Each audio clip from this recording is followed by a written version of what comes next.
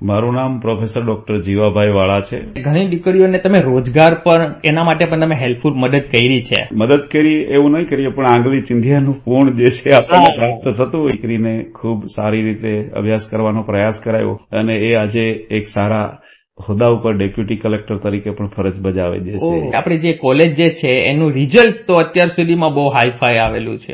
જયારે આ કોલેજ 1991માં શરૂ થઈ ને આપણે વેરાવળની અંદર, એના ટ્રસ્ટી એટલે સ્વર્ગસ્થ શરમણભાઈ મારું છે. એમણે યુનિવર્સિટીમાં જઈ રાજકોટ જઈને કોલેજ જુનાગઢ માટે માગેલી અને ત્યારે કુલપતિ એમ કહ્યું કે આપને કોલેજ શરૂ કરવી હોય તો વેરાવળમાં કરો ને. તો 40,000 જેટલી દીકરીઓ છે આ કોલેજમાંથી ગ્રેજ્યુએટ થઈને ગઈ છે. હજી તો પણ યાદ કરતા હોય, તમને મેસેજ કરતા હોય. વેરાવળના જ ખારવા સમાજની એક દીકરી જે છે જેનું નામ જલ્પા, ચોમલ જલ્પા જે છે. ચોમલ જલ્પા. તમે માનનીય શ્રી આપણા જે પ્રધાનમંત્રી નરેન્દ્રભાઈ મોદીને પણ તમે ઘણીવાર મળેલા ચૂકેલા છો.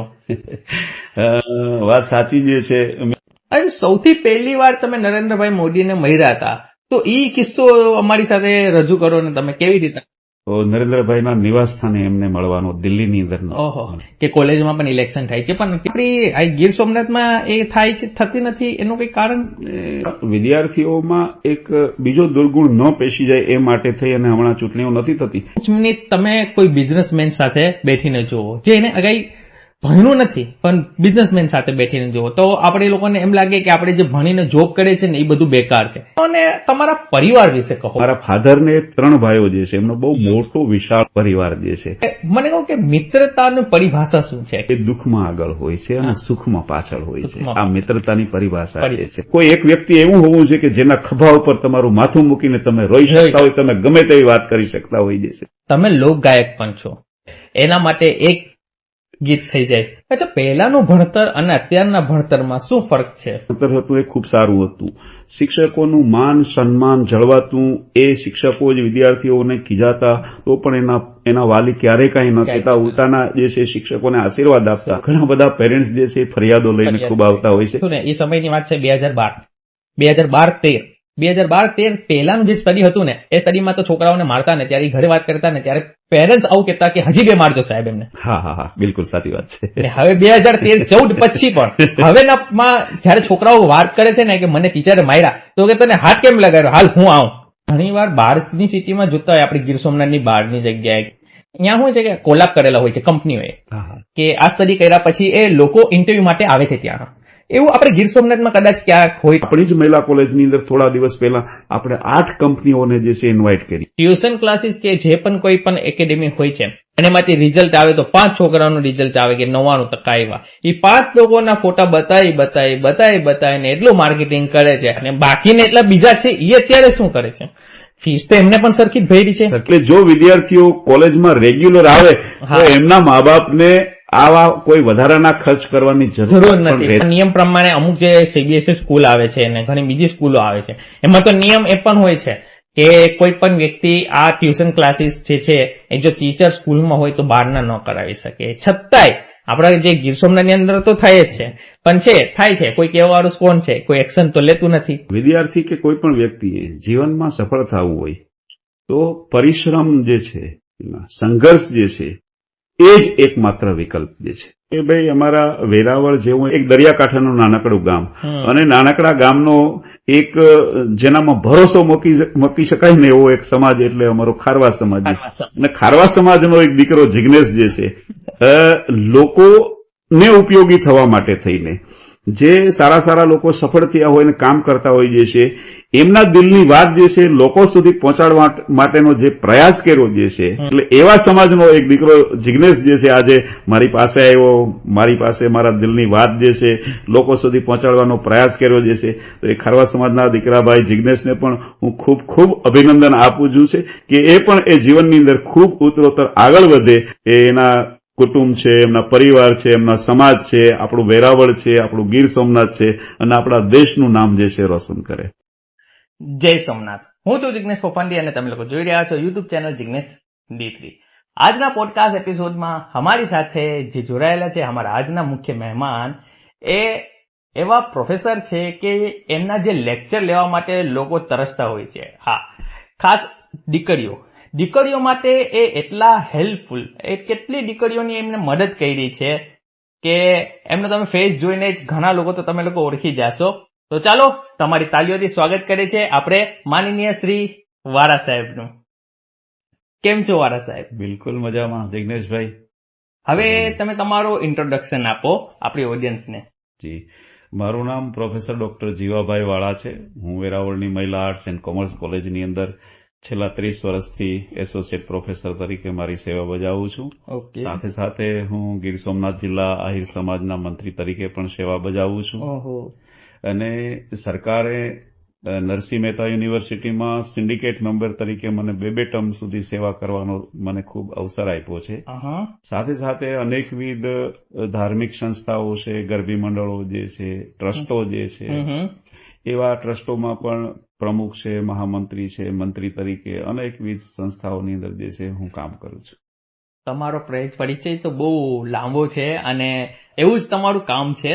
એટલા માટે જ અમે લોકોને સ્પેશિયલી મારી એક ઈચ્છા હતી કે હું તમારો પોડકાસ્ટ લઉં અને આજે મને મોકો મળ્યો. એ જે મહિલા કોલેજ છે એમના તમે પ્રોફેસર છો અને એમનું હેન્ડલિંગ ને બધું કરો છો, તો એ વિસ્તારથી બતાવો કે મહિલા કોલેજમાં અત્યારે તમારી જે પોઝિશન છે એ શું છે, લોકોને ક્લિયર ખબર પડે. હું વેરાવળની મહિલા કોલેજની અંદર એસોસિએટ પ્રોફેસર તરીકેની મારી જવાબદારી નિભાવું છું. એટલે એક શરૂઆતમાં કોઈ એક અધ્યાપક જે છે એ જોડાય ત્યારે એ આસિસ્ટન્ટ પ્રોફેસર હોય છે અને પછી વર્ષો પછી એના અનુભવ પરથી એને પ્રમોશન મળે છે અને એસોસિએટ પ્રોફેસર તરીકે પોતાની કામગીરી બજાવે છે. અને એ કામગીરી કરવાનો મને ખૂબ સારો જે છે એ અવસર મળ્યો છે આ કોલેજમાં. ઓકે. અને આપણી જે મહિલા આર્ટ્સ કોલેજ છે એમાં ઘણી બધી દીકરીઓ ભણે છે, તો એવું છે કે ઘણી દીકરીઓને તમે રોજગાર પર એના માટે પણ તમે હેલ્પફુલ મદદ કરી છે, તો એવા કોઈ કિસ્સા હોય કે જે કોઈ દીકરીઓને આપણે ભણતર માટે તમે કઈ જવાનું હોય ને મદદ કરી એવું? ઘણી બધી દીકરીઓ માટે થઈ અને એમને મદદ કરી એવું નહીં કરીએ, પણ આંગળી ચિંધિયાનું પૂર્ણ જે છે આપણને પ્રાપ્ત થતું હોય છે એવું કામ ઘણી બધી દીકરીઓનું કર્યું છે. એક્ઝામ્પલ પણ આપણને આપું તો એક હેતલ જોશી કરીને આપણી વેરાવળની જ એક દીકરી જયારે કોલેજના પહેલા વર્ષની અંદર પાપા પગલી માંડીને આવી હતી ત્યારે કલ્પના નહોતી કે આ દીકરી જે છે એ કોલેજમાં આવીને બોલી શકશે. એમના પપ્પા જયારે આવ્યા ત્યારે અમને જયારે એમની આંગળી પકડી અને અમને મૂકી ગયા ત્યારે એમ કહ્યું હતું કે આમનું તમે બરાબર ધ્યાન રાખજો. અમે સૌ લોકોએ સાથે મળી, મેં પોતે પણ જે છે એ દીકરીને ખૂબ સારી રીતે અભ્યાસ કરવાનો પ્રયાસ કરાયો. પછી તો એવું થયું છે ને કે એ દીકરી જે છે જે દિવસે કોલેજમાં ન હોય ત્યારે એમ થાય છે કે આજે હેતલ નથી, અને જયારે હોય ત્યારે જે છે આજે હેતલ છે અને એ આજે એક સારા હોદ્દા ઉપર ડેપ્યુટી કલેક્ટર તરીકે પણ ફરજ બજાવે જે છે. ડેપ્યુટી કલેક્ટર છે અત્યારે? ડેપ્યુટી કલેક્ટર જે છે. ઓકે. તો મતલબ એમાં એવું છે કે આપણી જે કોલેજ જે છે એનું રિઝલ્ટ તો અત્યાર સુધીમાં બહુ હાઈફાઈ આવેલું છે. અને બાકી એ વસ્તુ કહેવાનું હતું કે અત્યારના સમયમાં અને પહેલાના સમયમાં થોડું એવું હતું કે ગર્લ્સને બધા લોકો સ્ટડી કરવા ભણવા મૂકતા નહોતા, કેમ કે કોલેજ 12 અને 10 પૂરું થાય એટલે એના પછી ઘરના કામમાં કરતા. તો એના વિશે તમારે શું કહેવાનું છે? જિગ્નેશભાઈ, ખૂબ સારો સવાલ મને કર્યો અને મારા દિલની જે વાત હતી જે છે એ મને કહેવાનો અવસર પણ જે છે જિગ્નેશભાઈ આ માધ્યમથી મને મળ્યો. જયારે આ કોલેજ 1991માં શરૂ થઈ ને આપણે વેરાવળની અંદર, એ ટ્રસ્ટ એટલે Junagadh the social welfare educational, અને એના ટ્રસ્ટી એટલે સ્વર્ગસ્થ શરમણભાઈ મારું જે છે. અને એ ખૂબ એક નાનકડા ગામની અંદરથી એક ખેડૂત પરિવારમાંથી આવેલા. એમણે યુનિવર્સિટીમાં જઈ રાજકોટ જઈને કોલેજ જુનાગઢ માટે માગેલી અને ત્યારે કુલપતિએ એમ કહ્યું કે આપને કોલેજ શરૂ કરવી હોય તો વેરાવળમાં કરો ને. વેરાવળમાં દીકરીઓ અલગ મહિલા કોલેજ ન હોવાથી અભ્યાસ છોડી દે છે અને એ અભ્યાસ ન છોડે એના માટે થઈને શરવણભાઈ આ મહિલા આર્ટ્સ એન્ડ કોમર્સ કોલેજ જે છે એમણે શરૂ કરેલી. ઓકે. શરવણભાઈ અહીંયા વેરાવળમાં કરી, પણ એમનો પ્લાનિંગ જુનાગઢમાં હતો. હા. પણ કુલપતિ એમને કીધું કે એડવાઇસ આપી કે તમે વેરાવળમાં કરો તો વધારે પડતું થાય. અચ્છા, તો આપણા જે શરવણભાઈ છે એ એમને મહિલા કોલેજ એમની પોતાની એવી રીતના સ્થાપના કરી છે, તો એમના વિશે થોડી માહિતી આપો અમને. સ્વર્ગસ્થ શરમણભાઈ મારું એટલે એક જુનાગઢના બહુ મોટા બિલ્ડર જે છે. આમ તો કેશોદ તાલુકાના ખીરસરા ગામમાંથી ખેડૂત પરિવારમાંથી એ જન્મે જે છે અને ત્યાં એનું પોતાનું શિક્ષણ જે છે પ્રાપ્ત કરે છે. પોતે વધુ ન ભણી શકાય એટલે જુનાગઢ વ્યવસાય અર્થે જાય છે. જુનાગઢની અંદર એક નાનકડા શરૂઆતમાં એક નાનકડા ટ્રકના વ્યવસાયથી એ કામગીરી કરે છે અને એમાંથી કેટલા બધા લોકો એની સાથે જોડાઈ ગયા. પછી એમ થયું છે કે માત્ર આપણે આપણા માટે જ કામ ન કરવું જોઈએ, સમાજ માટે પણ કંઈક કરવું જોઈએ. એના ભાગરૂપે એમણે આ ટ્રસ્ટની સ્થાપના કરી અને એ ટ્રસ્ટ અંતર્ગત જે છે આ કોલેજની શરૂઆત થઈ છે. સાથે સાથે જૂનાગઢની પણ અનેકવિધ એવી સ્કૂલ કોલેજો જે છે કે જેમના ટ્રસ્ટી તરીકે શરણભાઈ ખૂબ કામ કર્યું છે. લગભગ 40,000 જેટલી દીકરીઓ છે આ કોલેજમાંથી ગ્રેજ્યુએટ થઈને ગઈ છે. તો એ શરણભાઈના આભારી છે એવું બહુ સ્પષ્ટપણે હું કહી શકું. ઓકે. ને આપણે જે અત્યાર સુધીમાં જે આપણી દીકરીઓ જે મહિલા કોલેજની અંદર જે ભણી ચૂકેલ છે, સ્ટડી કરી ચૂકેલ છે, તો એ લોકો કઈ કઈ પોઝિશન પર હોય અને અત્યારે તમારા ટચમાં હોય કે તમને હજી તા પણ યાદ કરતા હોય, તમને મેસેજ કરતા હોય કે કેમ છો ને અત્યારે હાલચાલ પૂછતા હોય, ક્યારેક બોલાવતા હોય, એવા કોઈ તમારા દીકરા દીકરી હજી યાદમાં હોય એવા? ખૂબ મને આનંદની વાત જે છે, વેરાવળના જ ખારવા સમાજની એક દીકરી જે છે જેનું નામ જલ્પા, ચોમલ જલ્પા જે છે. ચોમલ જલ્પા. હા, એ કોલેજના 5 વર્ષ સુધી 3 વર્ષ કોલેજના અને એમકોમ પણ અહીંયા કરેલું. હા, માસ્ટર ડિગ્રી સાથે એ શિક્ષક તરીકે પણ જોડાયેલી જે છે. રાતના 11:30 વાગે વાળા સાહેબને ફોન કરે, બે ધડક રીતે જે છે કે મારા સર છે એટલે મારા પપ્પા જેવું છે. સર મારે કામ જે છે તમારું. બોલને બેટા શું છે?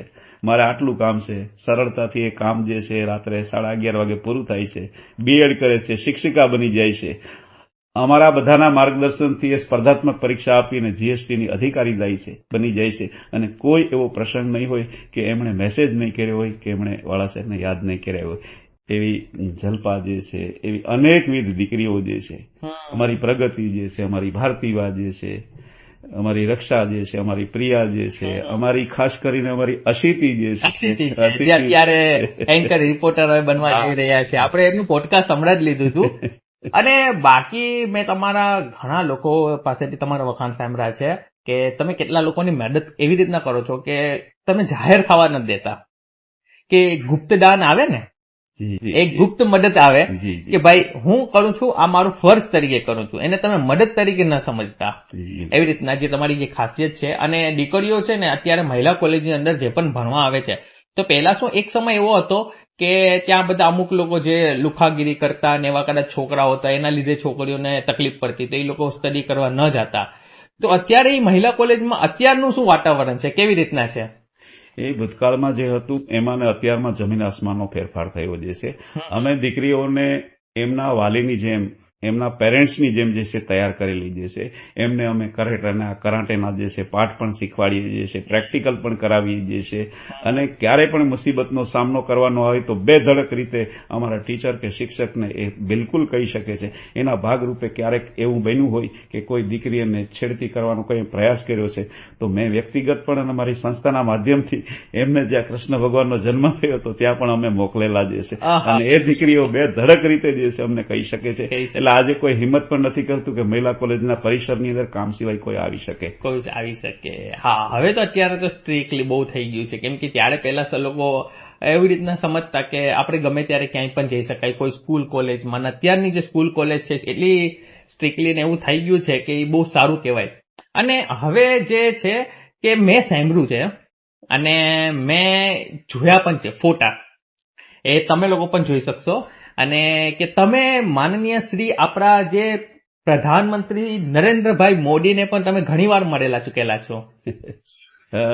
વાત સાચી જે છે મિત્રો. નરેન્દ્રભાઈ મોદી એટલે આપણા ગુજરાતના પનોતા પુત્ર, અત્યારે આપણા દેશના પ્રધાનમંત્રી અને વૈશ્વિક રાજનેતા જે છે. એમને મળવું એટલે ખૂબ અઘરું હોય છે. પણ મને આ દીકરીઓના આશીર્વાદ એટલા બધા મળ્યા છે કે હું એમ જ કહીશ કે દીકરીઓના આશીર્વાદથી મને નરેન્દ્રભાઈ જે છે એમની સાથે ઘણી વખત મુલાકાત કરવાનો અવસર મળ્યો છે. અને સૌથી પહેલી વાર તમે નરેન્દ્રભાઈ મોદીને મળ્યા હતા, તો એ કિસ્સો અમારી સાથે રજૂ કરો ને તમે કેવી રીતે? તો 2012ની અંદર નરેન્દ્રભાઈ ગુજરાતની અંદર જે છે એક યાત્રા લઈને નીકળ્યા હતા. ત્યારે સોમનાથની અંદર એક જે મેળો ભરાય છે ગ્રાઉન્ડ ઉપર, સદભાવનાની યાત્રા હતી. નરેન્દ્રભાઈ આખો દિવસ જે છે લોકોને મળતા હતા. ત્યારે મને એક નાનકડી જવાબદારી ગ્રીન રૂમની સોંપવામાં આવેલી. એટલે ત્યારે નરેન્દ્રભાઈ સાથે આખો દિવસ જે છે એમની વ્યવસ્થાના ભાગરૂપે જે છે મારે એમને ખૂબ મળવાનું થયું. એ પછી તો ગાંધીનગર પણ એ મુખ્યમંત્રી હતા. વિદ્યાર્થીઓના, અધ્યાપકોના અનેકવિધ પ્રશ્નો જે છે એની રજૂઆત કરવા માટે પણ નરેન્દ્રભાઈને મળવાનું થયું. એના કરતાં પણ વિશેષ એક અવસર એવો મળ્યો કે જેના માટે થઈ અને લોકો તરસતા હોય જે છે, પણ મને આત્મવિશ્વાસ હતો કે નરેન્દ્રભાઈને મળી શકાશે. અને એ હતો નરેન્દ્રભાઈના નિવાસ સ્થાને એમને મળવાનો દિલ્હીની અંદર. ઓહો, અચ્છા, તેમની ઘરે જવા માટે મોકો મળ્યો તમને? હા, એ કેવી રીતના બધું? એ એક ઇન્ટરનેશનલ ફેકલ્ટી ડેવલપમેન્ટ પ્રોગ્રામ હતો મિત્રો. એટલે કે આંતરરાષ્ટ્રીય કક્ષાના અધ્યાપકો કેવા હોય એને ટ્રેનિંગ આપીને કેમ તૈયાર કરી શકાય. તો યુકે થી કેટલાક અધ્યાપકો જે છે ગુજરાતના અધ્યાપકોને ટ્રેનિંગ આપવા આવેલા અને લગભગ ગુજરાતના 5,000 અધ્યાપકોને ટ્રેનિંગ આપી. એમાંથી 32 અધ્યાપકોનું સિલેક્શન કર્યું અને એને ફેઝ 3 ના ભાગરૂપે લંડનથી આમંત્રણ મળેલું અને એ 32 પૈકીનો તમારી સામે જે છે જીવાવાળા એક અધ્યાપક જે છે એ લીડ કરીને કહી ગયે છે. અચ્છા, તમે આખું લીડ કર્યું હતું એમાં 32 ટીચર્સમાં? ઓકે, બરાબર. અને લંડન ગયા પછી એક જ દિવસમાં મેં ત્યાંથી પીએમઓમાં નરેન્દ્રભાઈને એક મેલ કરેલો કે સાહેબ આપ ગુજરાતમાં હતા એ સમયનો આ કન્સેપ્ટ છે શિક્ષણનો અને અમે આજે લંડન છીએ, 7 યુનિવર્સિટી 4 કોલેજની વિઝિટ કરવાના છીએ અને અમે અહીંયા લંડનથી દિલ્હી આવવાના છીએ. આપ અમને સમય આપો તો અમે આપને ફીડબેક આપવા માંગીએ છીએ. એવું મેં એક મેલ કરેલો અને મેં મારા સાથી અધ્યાપક મિત્રો મારી સાથે લંડન હતા એમને પણ મેં કહ્યું કે આપણો એક આવો પ્રયાસ કરીએ છીએ.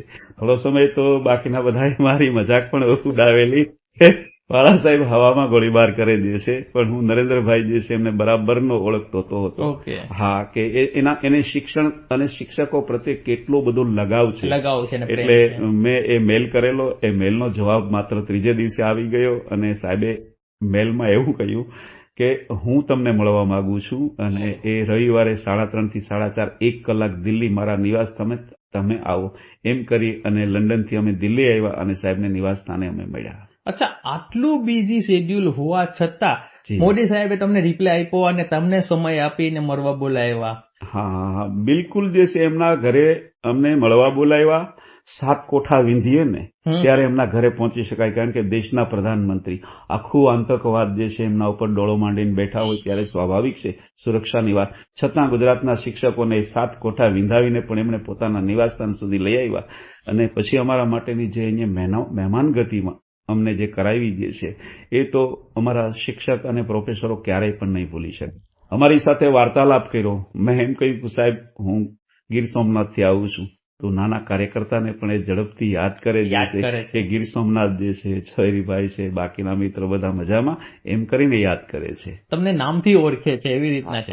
અચ્છા, થોડાક સમય પછી પણ હમણાં અત્યારે મોદી સાહેબ આપણા વેરાવળમાં ગીર સોમનાથમાં આવ્યા હતા ત્યારે પણ કદાચ તમે એન્કરિંગ કરતા હતા અને તમને મોકો મળ્યો? હા, હું શિક્ષણની સાથે સાથે થોડા ઘણા છે રાજનીતિમાં જોડાયેલો છું અને નરેન્દ્રભાઈ ખુદ કહે છે કે મારે 1 લાખ યુવાનોને રાજનીતિમાં લઈ આવવાના જે છે. તો એના ભાગરૂપે હું પણ રાજનીતિમાં પાપા પગલી માંડી રહ્યો છું અને જ્યારે 2022ની ચૂંટણી ગુજરાતની વિધાનસભાની આવીને સોમનાથની અંદર સાહેબ જે છે એ પોતે પ્રચાર માટે થઈને આવેલા ત્યારે મને એન્કરિંગ કરવાનો હરહંમેશ માટે તેને મોકો મળે છે અને હું એ અમિતભાઈ હોય, નરેન્દ્રભાઈ, ગુજરાતના મુખ્યમંત્રી શ્રી હોય, આપણા પાટીલ સાહેબ હોય, કોઈ પણ હોય ત્યારે આ એક મારું સદભાગ્ય જે છે એના દીકરીઓના આશીર્વાદ જે છે કે મને એન્કરિંગ કરવાનો ખૂબ સારો મોકો મળે છે અને રાજનીતિના માધ્યમથી પણ વિદ્યાર્થીઓ, અધ્યાપકો, શિક્ષકો જે છે, ખેડૂતો જે છે, શ્રમિકો છે, આ બધાના પ્રશ્નોને સમજવાનો અને એનો ઉકેલ લાવવાના પ્રયાસો પણ હું કરું છું. અને બાકી બીજા પણ ઘણા લોકો જે આપણા જે રાજકીય જે વસ્તુમાં જોડાયેલા બધા લોકો હોય છે એ લોકો સાથે પણ તમે લોકો ઘણા લોકો સાથે મળેલા જ છો. એ લોકોના બધા લોકોનું નામ તો તમે અમિત શાહ ને એ બધું તો કીધું, પણ બાકી તમે અલગ અલગ જગ્યા પર તમારું સન્માન થયેલું છે? હા, જાહેર જીવનમાં અને શિક્ષણના જગતની અંદર આટલા વર્ષોથી કામ કરું છું અને ખબર નહીં દીકરીઓના આશીર્વાદ ક્યાંથી હોય છે કે જુદી જુદી વેરાવળની 8-10 સંસ્થાઓ બધી ભેગી થાય અને એ વાળા સાહેબના એક સન્માનનો બહુ મોટો કાર્યક્રમ રાખવામાં આવે અને એની અંદર જે છે ખૂબ લોકો જે છે આવી અને વાળા સાહેબનું જે છે મારું ખૂબ સન્માન કરેલું.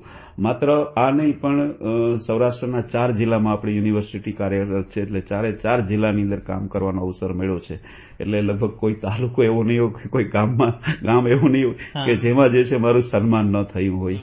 અત્યારે થોડાક સમય પહેલા જયારે મોદી સાહેબ આવ્યા હતા ત્યારે આપણે કોલેજની દીકરીઓ પણ એમને મળવા તમે લઈ ગયા હતા સન્માન તરીકે? હા, બિલકુલ. હમણાં જ જે છે સાહેબ સોમનાથ દાદાના દર્શનાર્થે આવેલા અને અહીંયાથી પછી સાસણની સાહેબે વિઝિટ કરેલી. એ સમયે પણ માનનીય કલેક્ટર ડિરેક્ટરશ્રી છે હંમેશ માટે દીકરીઓ માટે બધા માટે પોઝિટિવ હોય છે. તો એમના માર્ગદર્શન નીચે જે છે આ દીકરીઓને ટ્રેડિશનલ પહેરવેશની અંદર નરેન્દ્રભાઈ જે છે એમના સ્વાગત કરવા માટે સોમનાથની અંદર પ્રથમ હરોળની અંદર જે છે આ દીકરીઓ નરેન્દ્રભાઈનું સ્વાગત કરેલું, ત્યારે એમની સાથે પણ રહેવાનો મને અવસર મળેલો. હવે કોલેજમાં આપણે જોતા હોય ને કે ટીવી સિરિયલમાં પણ ઘણા વાર જોતા હોય છે કે એમાં છે ને આ જે પોલિટિક્સની વાત થઈ તો એમાં પણ ઇલેક્શન થાય છે. જી. કે કોલેજમાં પણ ઇલેક્શન થાય છે, પણ અત્યારે આપણા ગુજરાતમાં કદાચ ક્યાંય એવી રીતના ઇલેક્શન નથી થતું કે કેન્ડિડેટ ઇલેક્શન થાય પછી મતદાન આપે અને એમાંથી જે ચૂંટાય અને આગળ વધે. તો એ વસ્તુ આપણે પ્રોસેસ આપણી ગીર સોમનાથમાં એ થાય છે થતી નથી, એનું કંઈ કારણ?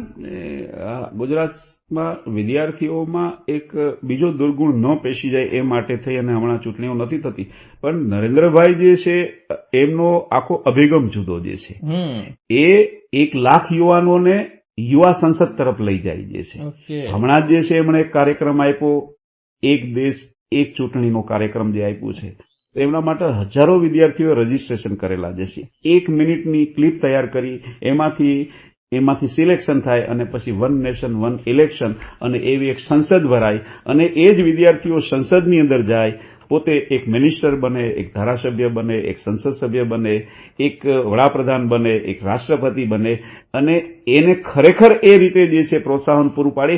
એટલે એક અર્થની અંદર યુનિયન ન બનતા વિદ્યાર્થીઓને સંસદ સુધી દોરી જવાનો પ્રયાસ જે છે એક જુદા સ્વરૂપે નરેન્દ્રભાઈ કરી રહ્યા છે. તો એ અમારે વિસ્તારથી બતાવો કે એ વસ્તુ કરવી હોય કોઈ વ્યક્તિને તો શું કરવું સૌ પ્રથમ પહેલા? બિલકુલ જે છે એના માટે થઈ અને આપણે રાજ્ય સરકાર છે અને કેન્દ્ર સરકાર છે એ મંત્રાલય જે છે સંસદીય કાર્ય પ્રણાલી મંત્રાલય જે છે એમના માધ્યમથી એમની જાહેરાત આવતી જ હોય છે. આપણા વિસ્તારમાંથી પણ એવા કેટલાય વિદ્યાર્થીઓ એમાં ભાગ લીધેલો છે. હમણાં જ જે છે આપણી એક વેરાવળની જ એક દીકરી જે છે દેશુરભાઈ અને નંદુબેન જે છે ભમર છે એમની દીકરી જે છે એ સંસદના કાર્યક્રમમાં એનું સિલેક્શન થયું છે અને એ પ્રદેશ લેવલે હવે એમાં ભાગ લેવા જઈ રહી છે. આ વસ્તુ મને નથી ખ્યાલ અને મેં આ તમારી પાસેથી જઈને મને ખ્યાલ આવ્યું કે ભાઈ કે યંગસ્ટરને ઘણું વસ્તુ ઓનલાઈન તો વસ્તુ મળી જાય છે, પણ જ્યારે પણ આપણે લોકો કોઈ અનુભવી વ્યક્તિ સાથે મળીએ ને તો આપણે લોકોને એમ લાગે કે આપણું ભણતર બધું નકામું છે. કેમ કે એક મહાન વ્યક્તિ પાસેથી મેં સાંભળ્યું હતું કે 5 મિનિટ તમે કોઈ બિઝનેસમેન સાથે બેઠીને જુઓ, જે એને અગાઈ ભણ્યું નથી પણ બિઝનેસમેન સાથે બેઠીને જુઓ, તો આપણે લોકોને એમ લાગે કે આપણે જે ભણીને જોબ કરે છે ને એ બધું બેકાર છે. કેમ કે એનો પ્રભાવ એવો આવે છે ને ક્યારે આપણે કોઈ રાજકીય વ્યક્તિ સાથે કોઈ બેસતા હોય ત્યારે પણ આપણે લોકોને લાગે. એટલે ભણતર સાથે ગણતર પણ બહુ જરૂરી છે. અને જ્યારે કોઈ પણ એવા શિક્ષક આપણી લાઈફમાં સાથે જોડાતા હોય અને એ આપણે માર્ગદર્શન આપે ને ત્યારે આપણી સાથે ભણતર સાથે ગણતર બંને વસ્તુ સાથે થાય છે. હવે તમે અમને તમારા પરિવાર વિશે કહો કે તમારા પરિવારમાં કેટલા લોકો છે?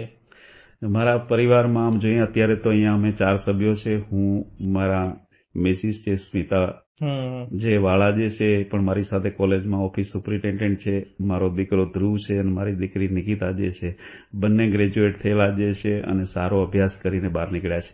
પણ મારા ફાધરને 3 પરિવારો જે છે 3 ભાઈઓ જે છે એમનો બહુ મોટો વિશાળ જે છે પરિવાર જે છે અને શિક્ષણ સાથે પહેલો હું જોડાયેલો મારું નાનકડું એક ગામ સુત્રાપાડા તાલુકાનું બરુલા ગામ જે છે અને ત્યાંથી 7-7 કિલોમીટર અપડાઉન કરી અને અભ્યાસ કરતો.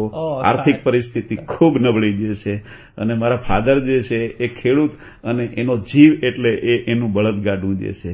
મને અને મારા ભાઈઓને ભણાવવા માટે થઈને મારા ફાધરે બળદગાડું જે છે એ પણ વેચી નાખેલું જે છે અને એના પરિણામો જે છે એના ફળો આજે અમને મળી રહ્યા છે કે મારા ફાધરને 3 ભાઈઓના પરિવારમાંથી આજે 22 લોકો જે છે અમે કોઈ પ્રોફેસરમાં, કોઈ ડોક્ટરમાં, કોઈ વહીવટમાં, આ બધા ક્ષેત્રમાં 22 લોકો છે જુદા જુદા ક્ષેત્રમાં સર્વિસ કરીએ છીએ. 22 લોકો આખા પરિવારની અંદર કે જે એવી સારી અલગ અલગ પોસ્ટ ઉપર છો.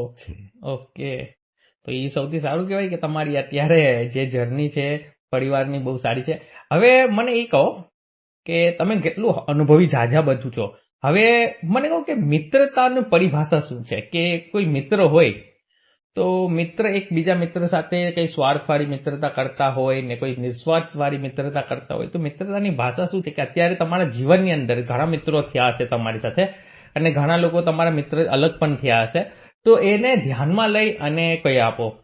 સામાન્ય રીતે તો મિત્ર એટલે જે છે ને એ દુઃખમાં આગળ હોય છે અને સુખમાં પાછળ હોય છે. આ મિત્રતાની પરિભાષા જે છે, જે સમયના વેણની સાથે થોડો એ ખ્યાલની અંદર બદલાવ આવ્યો જે છે. એટલે માની લ્યો મારી સાથે અનેકવિધ વિદ્યાર્થીઓ એમણે મારા ઉપર ભરોસો મૂક્યો હોય છે, એમના પરિવાર, એમના માતા પિતાએ પણ મારી ઉપર ભરોસો મૂક્યો હોય અને બેધડક રીતે એક ટીચરને નહીં પણ એક ટીચર છે એ પોતાના પેરેન્ટ્સ છે એમ માની અને આમ કહેવાય ને કે છે એ કોઈ એક વ્યક્તિ એવું હોવું છે કે જેના ખભા ઉપર તમારું માથું મૂકીને તમે રોઈ શકતા હોય, તમે ગમે તેવી વાત કરી શકતા હોય જશે. એટલે એવી કોઈ એક વ્યક્તિ આપણા જીવનની અંદર હોય તો એમને આપણે મિત્ર કહી શકીએ. અને ઘણા જે સ્કૂલમાં જે કોલેજની અંદર ભણે છે તમારી, એમાંથી વધારે પડતી દીકરીઓ તમને ટીચર તો કહે છે પણ સાથે મિત્રતાની વધારે તમારી સાથે વાત પણ શેર કરે છે કે જે લોકો નથી કહેતા. એમની પાસે તમારી પાસે પહેલા સલાહ લે છે અને એટલા માટે જ મેં પૂછ્યું કે મિત્રતાની પરિભાષા શું છે, કે એનો જવાબ તમારા સિવાય કોઈ બીજો એટલો ખાસ ન દઈ શકે. હવે શત્રુતાની પરિભાષા શું છે? શત્રુતા જે છે ને એ એક પ્રકારની ઈર્ષાવૃત્તિ જે છે. જયારે કોઈ વ્યક્તિને તમે પહોંચી નથી શકતા જે છે ત્યારે જે છે એમને તમે યેનકેન પ્રકારે જે છે પછાડવાની જે કોશિશ કરો જોશે. સામાન્ય રીતે વ્યક્તિએ જીવનમાં કોઈને પછાડવો ન જોઈએ, પોતાની લીટી મોટી કરવી જોઈએ અને એમ કરીને આગળ આવવું જોઈએ. અત્યારના સમયમાં ખાસ કરીને જાહેર જીવનમાં હું પણ છું તો હું મારી મહેનતથી આગળ આવું છું. એ શિક્ષણના ક્ષેત્રમાં આગળ આવું છું, યુનિવર્સિટીમાં આગળ આવું છું, હું સહકારી ક્ષેત્રમાં આવું છું, અનેકવિધ ખેડૂતોના કામો લઈને આગળ આવવાનો પ્રયાસ કરું છું. પણ જ્યાં રાજકારણની ક્યાંક વાત આવતી હોય તો બહુ સ્વાભાવિક રીતે કોઈકને એમ થતું હોય છે કે અમારાથી આગળ નીકળી જશે, એટલે એ પોતે લીટી લાંબી કરવા કરતા બીજાની લીટી ટૂંકી કરવાના પ્રયાસો આજે કરતા હોય છે. આ શત્રુતા છે આજે. એટલે એવું કહેવાનું શું છે કે જો મિત્રતા એક વસ્તુ, એક સંબંધ એવો છે, શત્રુતા પણ એક સંબંધ એવો છે અને એક ભરોસો જિંદગીમાં એક જ વાર થાય છે. તમારા પણ કેટલા લોકો ઉપર ભરોસો થયો હશે અને એકવાર ભરોસો તૂટી જાય પછી ભરોસો પાછો થતો હોતો નથી. અચ્છા, તમને કોઈ કમિટમેન્ટ વાળા વ્યક્તિ, કોઈ મહિલા હોય તમારી લાઈફમાં કે આ કમિટમેન્ટ કરી હોય કે આ વસ્તુ આપણું જે કીધું છે તો હું એ જ કરીશ, પછી પાછું ક્યારે પાછળથી પલટી ગયા હોય, એવા કોઈ વ્યક્તિ, મહિલા હોય તમારી લાઈફમાં? હા, કમિટમેન્ટ વાળા એવા વ્યક્તિ પણ મને મળેલા છે. માની લ્યો મારી સંસ્થાના અધ્યક્ષાપક એટલે શરવણભાઈ મારું જે છે, જયારે આ કોલેજ જયારે શરૂ થઈ ને એની એડવર્ટાઇઝ આવેલી અને હું ત્યારે માણાવદર કોલેજમાં નોકરી કરતો હતો. મારું વતન વેરાવળની નજીક રહ્યું એટલે મેં વેરાવળની કોલેજના હિસાબે અરજી કરી. હું શરવણભાઈને ઓળખતો નહોતો. હું જુનાગઢ એમને મળવા ગયો. એ એક ઓફિસ નાનકડી એવી સાવ હતી, માથું પણ ભટકાય એવી નાનકડી એવી ઓફિસ હતી. એમાં એ બેઠા હતા. મને ખબર નથી કે એ જે છે, પણ મેં એમને પૂછ્યું કે હું શરવણભાઈને મળવા આવ્યો છું. મને કે બોલ ને, હું પોતે શરવણ મારું. એટલે મેં કહ્યું આપણી સંસ્થામાં મેં એક અરજી કરી છે, હું વેરાવળની અંદર કામ કરવા માંગુ છું, મારું વતન નજીક છે. મને 8-10 સવાલો કર્યા અને પછી એ વ્યક્તિએ મને કમિટમેન્ટ આપેલું. મને કે હવે વેરાવળ વિસ્તારમાંથી તું કોઈ પણ રાજકીય માણસ કે અન્ય કોઈની પણ ભલામણ નહીં કરતો, તું માત્ર ઇન્ટરવ્યુ આપવા આવી જશે. ઇવન મેં મારા મોટા ભાઈને પણ જાણ ન કરી. હું ઇન્ટરવ્યુ આપી આવ્યો અને હું આ કોલેજની અંદર સિલેક્ટ થઈ ગયો જે છે આ કમિટમેન્ટ વાળા વ્યક્તિઓ. અને આજના સમયની અંદર અનેકવિધ ક્ષેત્રની અંદર હા, એમને પોતાનો સ્વાર્થ હોય ત્યારે કમિટમેન્ટ આપવાની વાત આવે છે કે વાળા સાહેબ તમે કંઈ વાંધો નહીં, જે છે તમારે જરૂરિયાત હશે ત્યારે અમે તમારી સાથે રહેજો, અત્યારે જે છે અમને સહકાર આપો. અને વાળા સાહેબે ઘણી વખત એમને સહકાર આપેલો હોય છે, પણ જયારે સમય આવે ને ત્યારે જે છે ના, એ તો સમયની સાથે બધું બદલાઈ જતું હોય છે અને એમાં આપણું ન ચાલ્યું એવા કમિટમેન્ટ બદલવા વાળા પણ અસંખ્ય લોકો આજે જાહેર જીવનમાં પણ જોવા મળે છે. કહેવાનો મતલબ ટૂંકમાં એવું છે કે આપણી લાઈફમાં ઘણા લોકો એવા મળતા હોય છે કે એ લોકો કહે છે કે કઈ નહીં, વાંધો નહીં, આવજો ને, આપણાથી થઈ જશે. અને જયારે આપણે એમની પાસે જાય ત્યારે એક્સક્યુઝીસ કાઢતા હોય છે કે નહીં, મારાથી આ થાય ન થાય ને, આવું છે ને એવું છે. તો કહેવાની જે વસ્તુ છે કે જયારે તમારે થતું હોય તો બોલી શકાય, ને જયારે તમારાથી ન થતું હોય તો મોટી મોટી વાત ન કરી શકાય. એટલે કે લોકો તમારા પર ટ્રસ્ટ રાખીને આવે છે. અત્યારે જે વસ્તુ તમે જે કરો છો પછી એનું ભુગતાન પાછળથી આવે છે, કુદરત આપે છે અને થાય છે. પછી કે મારી લાઈફમાં આ થઈ ગયું, મને આ બીમારી થઈ ગઈ, મારે આ વસ્તુ થઈ ગયું, એ કુદરતી ઓટોમેટિક થાય નહીં, થવાનું છે. સાચી વાત છે, બિલકુલ. જે છે મને કોલેજમાં પણ ખૂબ આવા અનુભવો થાય છે. મારી પાસે અનેકવિધ એવા વિદ્યાર્થીઓ જે મારી કોલેજમાં અભ્યાસ કરતા હોય, એ સિવાયના પણ મને કોઈ ઓળખતા હોય તો બહારની કોલેજના વિદ્યાર્થીઓ, કોઈ પણ જ્ઞાતિ બાદ નહીં એવા મારી પાસે જયારે આવતા હોય ત્યારે એમના પ્રશ્ન જે છે ને પેલા આપણે સાંભળવાનો પ્રયાસ કરવો જોઈએ. સાંભળીએ તો પછી એને આપણે સમજીએ અને સમજીએ તો એનો ઉકેલ મળે છે. એટલે હું હંમેશા લોકો, વિદ્યાર્થીઓ અને ખેડૂતોને બધાને હું પ્રોમિસ એટલે કે હું એને વિશ્વાસ આપું છું હંમેશા માટેથી. એવું વચન નથી આપતો, મારાથી થશે એટલા હું તમારા માટે પ્રયાસ કરી દઈશ. અને કુદરતની બક્ષિસ છે કે એવા અનેકવિધ વિદ્યાર્થીઓ જે છે એમને મદદ નહીં પણ એવા કેટલા લોકો જાહેર જીવનમાં અને સામાજિક જીવનમાં છે એ એમ કહે છે કે વાળા સાહેબ, કોઈને પણ કંઈ કામ હોય, કોઈ દીકરી પૈસાને કારણે ન ભણી શકતી હોય, પૈસાને કારણે કોઈ ઇવેન્ટમાં ભાગ ન લઈ શકતી હોય તો અમારા સુધી ધ્યાન મૂકજો. એટલે એવા કેટલાય ટ્રસ્ટીઓ જે છે એ અનુદાન આપવા માટે અમને તૈયાર હોય છે. એટલે ક્યારેક અમે અમારી રીતે પણ મદદ કરતા હોઈએ છીએ અને ક્યારેક બીજાના માધ્યમથી પણ એ વિદ્યાર્થીને ખબર ન પડે એ રીતે પણ જાહેર જીવનમાં આવા સારા લોકો હોય જે છે એમના માધ્યમથી પણ એની જરૂરિયાતો જે છે પૂરો કરવાનો હર હંમેશ માટે તેનો અમે પ્રયાસ કરીએ છીએ. કેમ કે એક સમય એવો આવતો હોય છે ગમે ત્યારે કે લોકો મિત્ર હોય, ખાસ હોય, અને જરૂરથી વધારે જે જીગરી ફ્રેન્ડ હોય તે પણ પૈસા જોઈ અને પલટી મારી જાય છે. પછી જ્યારે એ વ્યક્તિ પોતાના પૈસા જોઈને પલટી મારી જાય છે, પણ જ્યારે પણ એટલું તો કહી શકે ને કે મિત્ર એટલા ખાસ છે તો તમે એકવાર વાત તો કરી જો. આપણે ઘણા લોકો એકબીજાને પૂછતા હોય કે કઈ તકલીફ હોય તો તું કે નહીં, પણ એને પેટની અંદર વાત જે હોય એ ક્યારેક વ્યક્તિ કહેતા નથી અને એના પછી થાય. એટલે કહેવામાં આવે છે ને કે આપણો નજીકનો ખાસ મિત્ર એના કરતા શત્રુ સારા. શત્રુ જે હોય ને એ જે કરે ને એ સામેથી કરે. બિલકુલ. મિત્રતા કરે, જે મિત્ર આવી રીતના દગો આપે ને એ હંમેશા પાછળથી વાર કરે. બિલકુલ. ને એ જયારે વાર કરે ને એ આપણે જિંદગીભર યાદ રહી જાય છે. સાચી વાત છે. બિલકુલ. હવે મને તમે કહો કે તમે જે આપણે ભાગવદ ગીતા જે છે અને આપણે જે રામાયણ ને બધું વસ્તુ છે એના વિશે પણ તમને ઘણું બધું જ્ઞાન હશે. તો એ આપણે કઈ લેક્ચર આપણે મહિલા કોલેજની અંદર કઈ એવું કઈ લેવાતા હોય કે એવું કઈ એક્ઝામ્પલ કે આપતા? હા, મહિલા કોલેજમાં તો માત્ર જે છે શિક્ષણ જે છે પુસ્તકીય જ્ઞાન ક્યારેય આપવામાં આવતું નથી. અમે આખી ટીમ સાથે મળીને શિક્ષણની સાથે એના જીવનમાં ઉપયોગી આવે, શિક્ષણ દરમિયાન પણ અને શિક્ષણ પછી કોઈ જાહેર જીવનમાં જાય, કોઈ સાંસારિક જીવનમાં જાય, કોઈ અન્ય ફિલ્ડની અંદર જ્યારે જાય ત્યારે એને જીવન ઘડતર એનું કઈ રીતે થાય એવા પાઠ શીખવાડવાનો અમે પ્રયાસ કરીએ છીએ. ગુજરાત સરકારે જે પહેલ કરી લીધી છે કે ધોરણ 6 થી 12 સુધીની અંદર ભગવદ્ ગીતા જે છે એનો અભ્યાસક્રમ દાખલ કરવામાં આવેલા જે છે. એટલે એના કેટલાક અધ્યાયો દાખલ કરી અને ભગવદ્ ગીતાથી જે છે એ વિદ્યાર્થીઓ આજના સમયની અંદર અવગત થાય અને એનાથી સંસ્કારો જે છે એ મેળવે, જે ખાસ આજે જરૂરિયાત છે. એટલે એ કામ પણ મહિલા કોલેજ દ્વારા ખૂબ કરવામાં આવે છે. ઓકે, તમે લોક ગાયક પણ છો, ક્યારેક તમે ગીત પણ ગાઓ છો. તો મેં એક ટેલેન્ટનું મહાસંગ્રામ એમાં આપણે લોકો મહિલા છે અને અહીંયા તમારું ગીત સાંભળવાનો મને મોકો મળ્યો છે. અત્યારે આપણી જે ઓડિયન્સ છે એના માટે એક ગીત થઈ જાય. એમાં પણ એક મોટો એવો રૂડો અવસર મળેલો કે જ્યારે નરેન્દ્રભાઈ મોદીના ઘરે જે છે એમના નિવાસસ્થાને અમે બેઠા હતા. મારાથી બિલકુલ જિજ્ઞેશભાઈ તમે જેવી રીતે નજીક છો 3 ફૂટ એટલા, એમ 3.5 ફૂટ જ નરેન્દ્રભાઈ મારી પાસે બેઠા હતા. અને મેં એમને એમ કહ્યું, અમારો આખો કાર્યક્રમ પૂરો થઈ ગયો હતો, ફીડબેક ને બધું પૂરું થઈ ગયું હતું. હું ઉભો થઈને નરેન્દ્રભાઈ પાસે ગયો અને મેં એમ કહ્યું કે સાહેબ, મારે ગુજરાત અને ગીર સોમનાથની દીકરીઓ વતી આપણને 2 પંક્તિ સંભળાવી જે છે.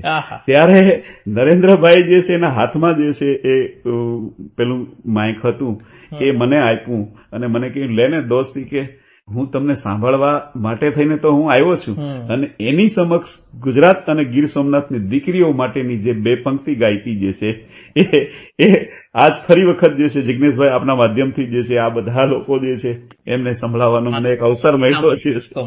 2 પંક્તિ અને એ ખાસ કરીને જે મારા માટે પ્રિય છે કે જે આ જિલ્લાની અંદર બેટી બચાવોના કન્વીનર તરીકે હું જવાબદારી સંભાળું છું. જે ઘરે દીકરીનો જન્મ થાય છે ત્યાં એ દીકરી અને એના મા બાપને વધારવા માટેના અમે કાર્યક્રમો કરીએ છીએ. મેં નરેન્દ્રભાઈને પણ કહ્યું કે અમે ગીર સોમનાથમાં આવા કાર્યક્રમો કરીએ છીએ. એવી લાડકી દીકરીઓ સાથે હું 30 વર્ષથી કામ કરું છું. એ દીકરીઓ માટેની એક સરસ મજાની પંક્તિ જે છે, લાડકી સોંગ જે છે, એની એક પંક્તિ આપની સમક્ષ છે કે ઓરે ઓરે એ પારે વળા તું કાલે ઉડી જાજે રે, મારી હાટું રહી જાને આજુની રાત, હે આંબલી અને પીપળી રે, એ ઓલી આંબલી ને પીપળી રે, જોશે તારી વાટ રે, ભેળા મળી કરશું અમે ફરિયાદ, મારી લાડકી રે ખમ્મા ઘણી મારી દીકરીને, ખમ્મા ઘણી મારી લાડકી રે, એ નાનકડી ફરી જાલી લે મારો હાથ. વાહ!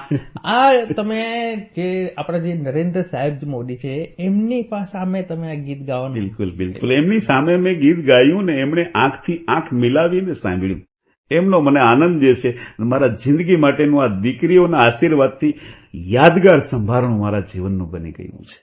ને જ્યારે પણ એન્કરિંગ કરવા માટે જ્યારે તમે હોય ત્યારે એ આવે છે ત્યારે તમને તમારા નામથી ઓળખે છે, એવું સમજવું છે? સાચી વાત છે. એ એક સામાન્ય કાર્યકર્તાને પણ એમને કુદરતે એવી બક્ષિસ આપી જે છે કે આ તો વૈશ્વિક રાજનેતા છે, છતાં એ જે ભારતના જે પ્રદેશમાં જાય, ગુજરાતમાં જાય, ગુજરાતના ખૂણે ખૂણે જાય તો એ કાર્યકર્તાને હર હંમેશ માટે નામથી જ જે છે બોલાવે છે. એટલી મેમરીઝ કે એમને યાદ હોય કે આ વ્યક્તિનું નામ આ છે અને આ વ્યક્તિ આ કામ કરે છે, એટલું બધી વસ્તુ કામ કરે છે. આપણે નસીબદાર છે કે આપણે જે મોદી સાહેબ જેવા આપણે પીએમ પ્રધાનમંત્રી મહિલા છે અને આપણું જે આ દેશનો આખો નકશો ચેન્જ થઈ ગયો છે. અત્યારે વિદેશમાં આપણા લોકો કોઈ પણ અહીંથી બહાર જાય છે તો એ લોકોને કેટલી ઇજ્જત મળે છે. એ તો જે લોકો બહાર ગયા હોય ને, જે પહેલા એ લોકો કેવી રીતના રહેતા ને હવે અત્યારે કેવી રીતના રહે છે ને એ જ સમજી શકે છે. અને તમે એના વિશે ભાઈ તમે ગયા જ છો. હા, બિલકુલ. ભારતના પણ જુદા જુદા રાજ્યમાં જવાનું થયું છે. આ દીકરીઓને લઈને મેં 26 વખત પ્રવાસો કર્યા છે. ગુજરાત અને ગુજરાત બહાર 4 રાજ્યના જે છે, એ સિવાય પણ જે છે એ વિદેશની અંદર નેપાળ છે, લંડન છે, આ બધામાં જયારે પ્રવાસ કર્યા છે ત્યારે બહાર જઈએ ત્યારે આપણે એમ કહીએ કે અમે ગુજરાતના છીએ ખાલી, તો તરત જ જે છે લોકોના મોઢામાંથી શબ્દો નીકળે છે, મોદી સાહેબના ગુજરાતમાંથી આપ આવો છો, અને લોકોના માનસમાં મોદી સાહેબ પ્રત્યે કેટલું માન અને સન્માન જે છે એ જોઈને આપણને પણ ગૌરવ થાય છે કે આ વ્યક્તિ 24 કલાકમાંથી 16 કલાક કામ કરે છે, તો આપણે પણ કામ કરવું જોઈએ. અને એના ભાગરૂપે હું પણ જે છે એમાંથી પ્રેરણા લઈ અને મહિલા કોલેજમાં 30 વર્ષથી જે છે અવિરતપણે જે છે એ કામ કરીએ છીએ અને કામનો ક્યારેય થાક નથી લાગતો. હવે તમે કોઈ સલાહ આપવા માંગતા હોય તો તમારા અનુભવથી લોકોને, કે જે દીકરીઓને સલાહ આપવા માંગતા હોય કે જીવનમાં કેવી રીતના રહેવું જોઈએ અથવા કોઈ પણ, એ અમારા લોકોને ઓડિયન્સને તમે કહો. બિલકુલ, એ વાત કરું એની સાથે સાથે જે છે, માની લે હું આટલું બધું દીકરીઓ માટે છે, લોકો માટે છે, સમય ફાળવી શકું છું, કામ કરી શકું છું, તો એની પાછળ પણ એક મહત્વનું કારણ જે છે કે કોઈ પણ એક સફળ પુરુષ જે છે એમની પાછળ કોઈ એક સ્ત્રીનો હાથ હોય છે. તો મારા મિસિસ જે છે, મારા ધર્મપત્ની જે છે, એ મને જાહેર જીવનમાં હું કલાકો જે છે લોકો વિદ્યાર્થીઓ માટે ફાળવી દેતો હોય એ ત્યારે શક્ય બને છે કે મારું આખું ઘરનું વ્યવસ્થાપન જે છે, મોટો વિશાળ પરિવાર જે છે એ બધાને એ સંભાળે છે, સારવાર એમની કેર લે છે, ત્યારે આ બધું કરી શકું છું. મારો દીકરો ધ્રુવ, મારી દીકરી નિકિતા જે છે એ પણ મને એટલા જ સહકાર આપે છે. એટલે મારે વિદ્યાર્થી જગતને પણ ખૂબ કહેવું છે, વિદ્યાર્થીઓના વાલીને પણ એક સંદેશો આપવો જે છે કે આજના સમયની અંદર દીકરીઓને ખૂબ ભણાવજો. દીકરીમાં જે શક્તિ પડેલી જે છે એને શોધવાનો પ્રયાસ કરજો. એમાં ક્યાંક જરૂરિયાત હોય તો અમારા જેવાનું જરૂરિયાત હોય તો માર્ગદર્શન પણ તમે લેજો, અને એને જે ક્ષેત્રમાં આગળ આવવું હોય જે છે એમના માટે તમે પ્રયાસ કરજો, અને સાથે સાથે જરૂરિયાત હોય ત્યારે અમને બધાને પણ તમે એમાં સહભાગી બનાવવાનો જે છે એ અવસર પણ પૂરું પાડજો. તો અમને પણ એમ થશે કે અમે પણ એક ખિસકોલીની જેમ જે છે પોતાનું યોગદાન ક્યાંક આપી શકીએ. અચ્છા, પહેલાનું ભણતર અને અત્યારના ભણતરમાં શું ફરક છે? આમ જોઈએ તો બહુ પહેલાનું ભણતર જે છે ખૂબ સારું હતું. ઋષિમુનિઓ વખતનું જે ભણતર હતું એ ખૂબ સારું હતું. શિક્ષકોનું માન સન્માન જળવાતું, એ શિક્ષકો જ વિદ્યાર્થીઓને ખીજાતા તો પણ એના વાલી ક્યારેય કાંઈ ન કહેતા, ઉલટાના જે છે શિક્ષકોને આશીર્વાદ આપતા. વચ્ચેનો એક સમયગાળો એવો આવ્યો જે છે કે તમે રિયલમાં જે છે કોઈના બાળકને સારા હેતુ માટે તમે ખીજાવ કે ક્યારેક વળી એકાદ નાનકડું એવું કંઈક મારી લીધું હોય, મારવા માટે નહીં પણ માત્ર એમને ખાલી સજા થાય એટલા માટે, તો ઘણા બધા પેરેન્ટ્સ જે છે ફરિયાદો લઈને ખૂબ આવતા હોય છે. એટલે શિક્ષકોનું એક મોરલ તૂટી જતું હોય છે. છતાં પણ ક્યારેય નહીં થાકવાનું, છતાં પણ ક્યારેય નહીં થાકવાનું. અમારી અશીતિની પરિભાષામાં કહીએ ને તો થઈ જશે અને સૌ સારું થશે. એના ભાગરૂપે આપણે આપણા પ્રયાસો કરતા જ રહેવાના. તો આજે એવું જોવા મળ્યું છે કે કોલેજ કક્ષાએ એટલે કે ભાઈ આનંદ કરવાનો, મજા કરવાનો ને એવો એક ટ્રેન્ડ હોઈ જશે. પણ આપણે જો બહુ તટસ્થ હોઈએ, આપણામાં પ્રમાણિકતા હોઈએ, આપણે કામ કરવાની ધગશ હોઈએ, જે છે આપણા દિલમાં જે છે ભાવના પડેલી હોય કે મારે વિદ્યાર્થીને મદદ કરવી છે, મારે એના પેરેન્ટ્સને મદદ કરવી છે. ખૂણામાં 100 વિદ્યાર્થી બેઠેલા હોય, એમાંથી 99ની જરૂરિયાત નથી, પણ એક મૂંઝાયેલો જે છે સોમો છે એ તમારે શોધી કાઢવાનો છે. અને એ જ કામ શિક્ષકનું છે. અને એ કામ જે છે 30 વર્ષથી જે છે અમે કરવાનો પ્રયાસ કરીએ છીએ. કેમ કે જે સમયે હું તમને કહું છું ને, એ સમયની વાત છે 2012-13 પહેલાનું જે સ્ટડી હતું ને, એ સ્ટડીમાં તો છોકરાઓને મારતા ને ત્યારે ઘરે વાત કરતા ને ત્યારે પેરેન્ટ્સ આવું કહેતા કે હજી 2 મારજો સાહેબ એમને. હા, બિલકુલ સાચી વાત છે. ને હવે 2013-14 પછી પણ હવેનામાં જયારે છોકરાઓ વાત કરે છે ને કે મને ટીચરે માર્યા, તો કે તને હાથ કેમ લગાવ્યો, હાલ હું આવું. હવે એ જ વસ્તુ જયારે કૃષ્ણ ભગવાને ભીમને કીધું હતું કે તે શું જોયું જે જંગલમાં મેં તને મોકલો, ત્યારે ભીમે કીધું કે મેં એક ગાયને જોઈ જે વાછરાને એમના એટલું ચાટતી કે ચાટીને એમના લોહી કાઢી દીધું.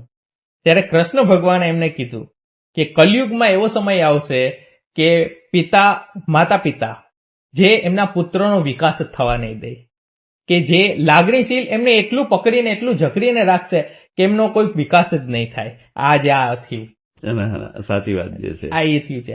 અને એમાં શું છે કે એમાં પછી એમ થાય છે કે ભણવામાં એને માનસિક ત્રાસ મળે છે કે આ વાંચવાનું, આ કરવાનું, તે કરવાનું. પણ એ કામ પેરેન્ટ્સનું નથી, એ ગુરુનું છે. જો ગુરુ 2 ઝાપટ મારીને ભણાવે ને તો એને ઘાય યાદ રહે.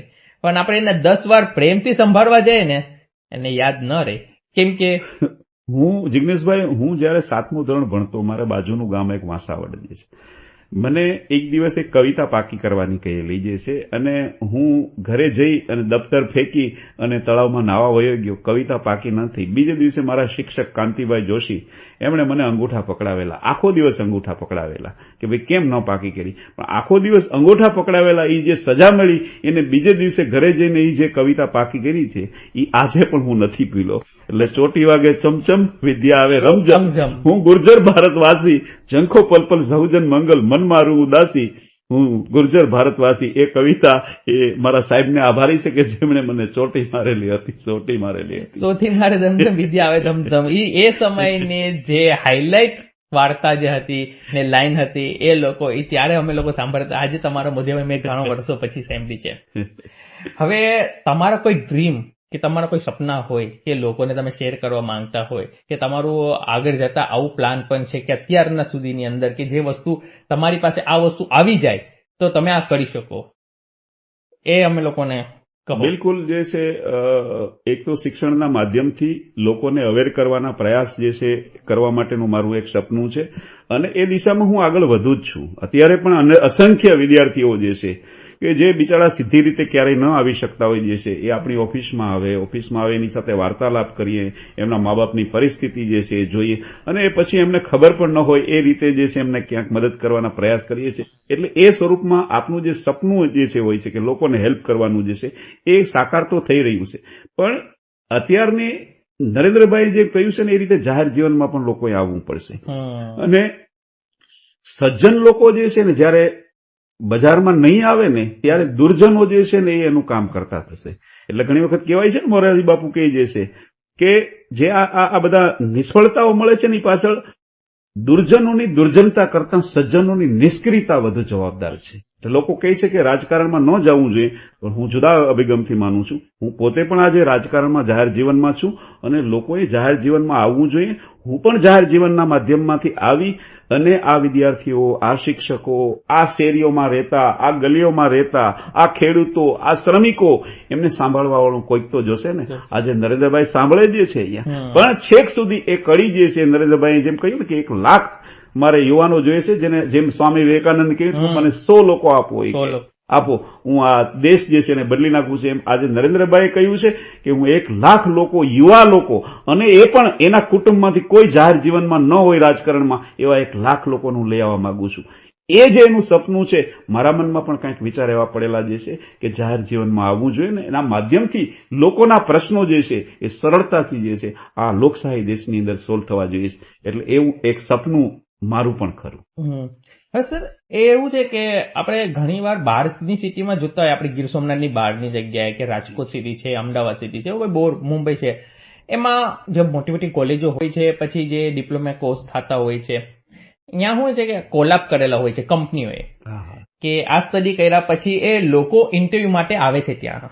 એવું આપણે ગીર સોમનાથમાં કદાચ ક્યાંક હોય તો, નકર મને જ્યાં સુધી ખ્યાલ છે તો એવું આપણે અત્યારે નથી. એના માટે રોજગાર માટે આપણા લોકો ઘણું સ્ટડી કર્યા પછી, જે ભણ્યા પછી પણ એ લોકોને બેરોજગાર થઈને રહેવું પડે છે. તો એના માટે શું કરી શકાય? બસ એ જ વાત મારા મનમાં વિચાર આવતો હતો જિગ્નેશભાઈ, કે જ્યારે હું લંડન ગયો ને, યુકેમાં, ત્યાંની યુનિવર્સિટીની વિઝિટ કરીને, એટલે ત્યાં એક નવો ટ્રેન્ડ જોવા મળ્યો છે. ત્યાંના વર્ગખંડ, ત્યાંના વિદ્યાર્થી, ત્યાંના વાઇસ ચાન્સેલર જે છે એમની સાથે વાર્તાલાપ કર્યા પછી ત્યાંનો જે અભ્યાસક્રમ નક્કી થાય ને, ત્યારે ત્યાંના ઉદ્યોગપતિઓ જે છે એમને, અથવા તો એમના જે સીઓ હોય જે છે ઉદ્યોગોના, એમને અભ્યાસક્રમ નક્કી કરતી વખતે બોલાવવામાં આવે છે, જેથી કરી અને એ અભ્યાસક્રમમાં દાખલ કરવામાં આવે કે ભાઈ મારે આવનારા 5 વર્ષની અંદર જે છે 1000 લોકો આવી તાલીમવાળા જરૂર પડશે. એ અભ્યાસક્રમમાં એ દાખલ કરવામાં આવે, એ જ તાલીમ પૂરી કરી અને એ લોકોને ત્યાં રોજગારી મળી જાય છે. એ જ વસ્તુ નરેન્દ્રભાઈએ, જ્યારે અમે એને ફીડબેક આપ્યો ત્યારે એમ કહ્યું નરેન્દ્રભાઈ કે તમારે હવે માત્ર ગુજરાત નહીં, જે યુકેની યુનિવર્સિટીઓમાં જોવા મળ્યું છે એ ભારતની જુદી જુદી રાજ્યની યુનિવર્સિટીઓમાં એનું અમલીકરણ કેમ થઈ શકે, એના માટે તમારા 32 પ્રોફેસરોએ કામ કરવાનું. આવી ટિપ્સ સરસ રીતે આપી.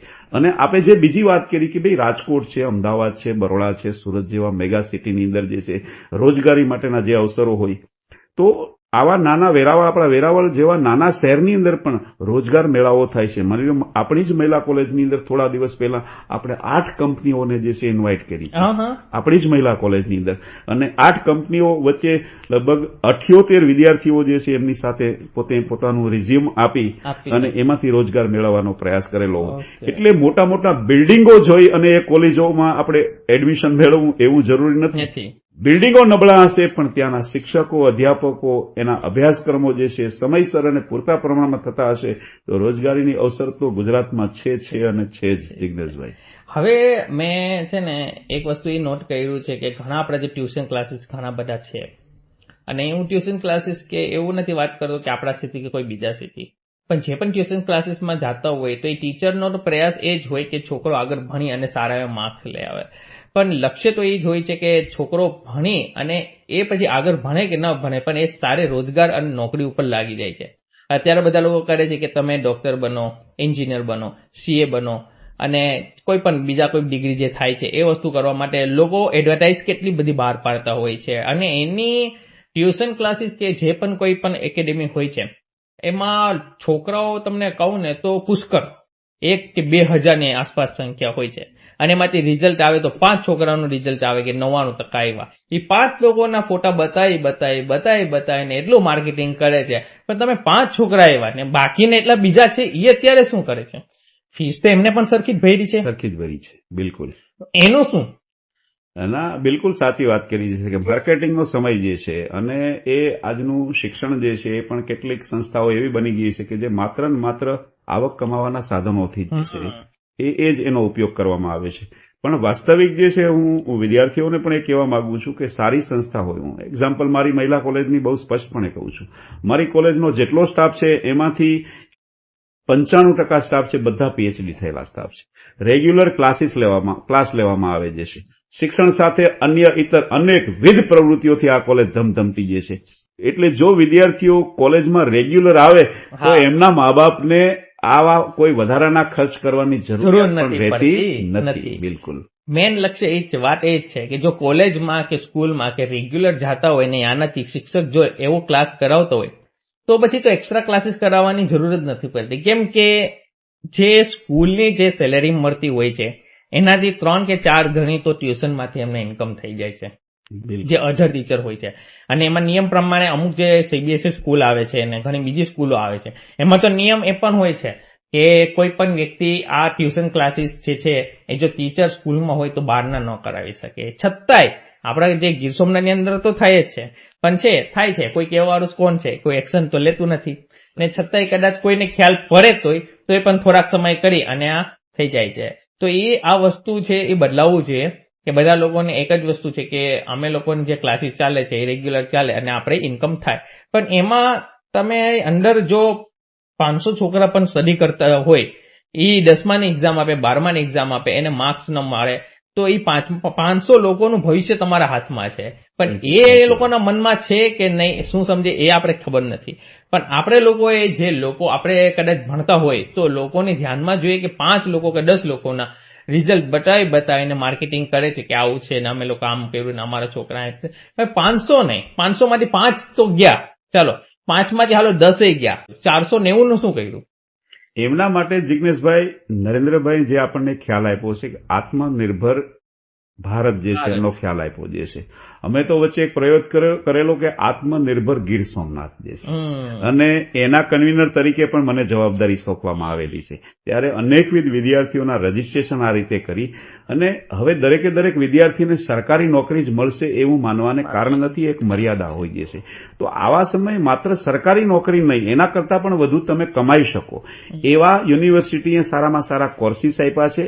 એના 6 મહિનાના કોર્સિસ આપ્યા છે અને એવા સ્કિલ બેઝ કોર્સિસ યુનિવર્સિટીએ, નરસિંહ મહેતા યુનિવર્સિટીના માધ્યમથી હું સરકારમાંથી સિન્ડિકેટ મેમ્બર તરીકે પણ ત્યાં કામગીરી કરેલી, એટલે એવા કોર્સિસ પણ આપેલા જે છે.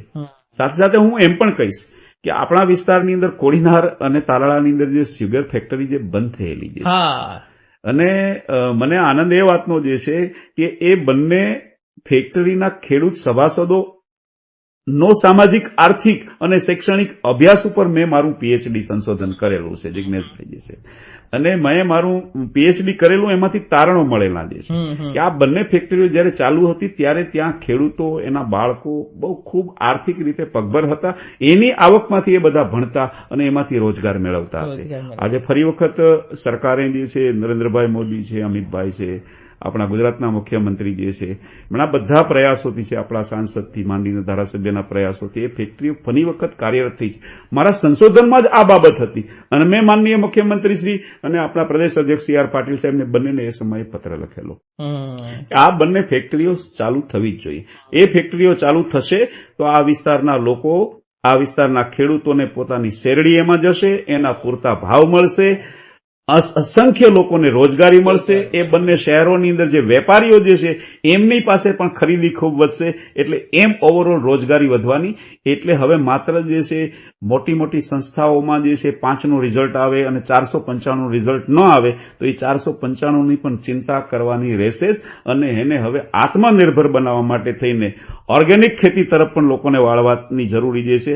અને ખેતી એ લાંબા ગાળાનો ઉપાય છે અને ઉપાય છે એમાંથી રોજગારના અનેક ક્ષેત્રો જે છે એ ઉભા થવાના છે. તો વારા સાહેબ, હવે તમારી સાથે મુલાકાત કરીને તમને બહુ આનંદ થયો. હજી કઈ એવું કઈ લાગતું હોય તમારે કે કઈ રહી ગયું હોય તો તમે અમારી ઓડિયન્સને કહી શકો છો, કઈ મેસેજ આપવો હોય તો.